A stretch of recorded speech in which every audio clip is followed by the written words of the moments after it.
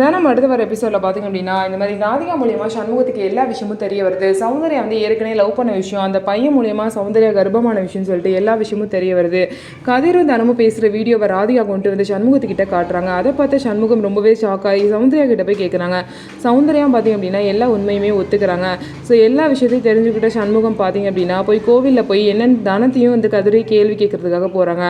தனத்தோட தாலி இறந்து போச்சுன்னு சொல்லிட்டு தனம் கழுத்தில் புதுசாக கதிர் வந்து தாலி கட்ட போறாரு. அந்த நேரத்தில் கரெக்டாக சண்முகம் வந்து அவங்க 2 பேரையும் வந்து திட்டுறாங்க. இந்த மாதிரி உங்க 2 பேரும் எவ்வளோ நம்பினேன், இப்படி வந்து என்னை ஏமாத்திருக்கீங்க, இப்படி வந்து சௌந்தர்யா வாழ்க்கையில் நடந்தது எல்லாத்தையும் இப்போ வரைக்கும் என்கிட்ட மறைச்சிட்டு இருந்திருக்கீங்கன்னு சொல்லிட்டு திட்ட ஆரம்பிக்கிறாங்க. அது மட்டும் இல்லாமல் சௌந்தர்யாவும் எல்லாம் முன்னாடியும் கோவிலில் வச்சு திட்டுறாரு. உனக்கு இனிஷியலுக்கு ஒரு ஆள் வேணும், குடும்ப நடத்த ஒரு ஆள் வேணுமான்னு சொல்லிட்டு மோசமாக திட்டும் போது தினம் தான் சௌந்தர்யாக்கு சப்போர்ட்டாக பேசுகிறாங்க.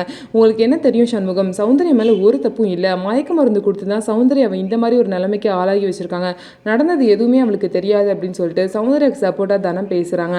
இதுக்கப்புறமாவது சண்முகம் வந்து பார்த்திங்க அப்படின்னா சௌந்தர்யாவை புரிஞ்சுக்கிட்டு அவங்க கூட சேர்ந்து வாழ்வாங்களா அப்படின்னு சொல்லிட்டு வெயிட் பண்ணி நம்ம பார்க்கலாம். நம்ம வீடியோ உங்களுக்கு பிடிச்சிருந்தா நம்ம வீடியோவை லைக் பண்ணிக்கோங்க, மறக்காமல் நம்மளோட சேனலை சப்ஸ்கிரைப் பண்ணிட்டு பாருங்கள்.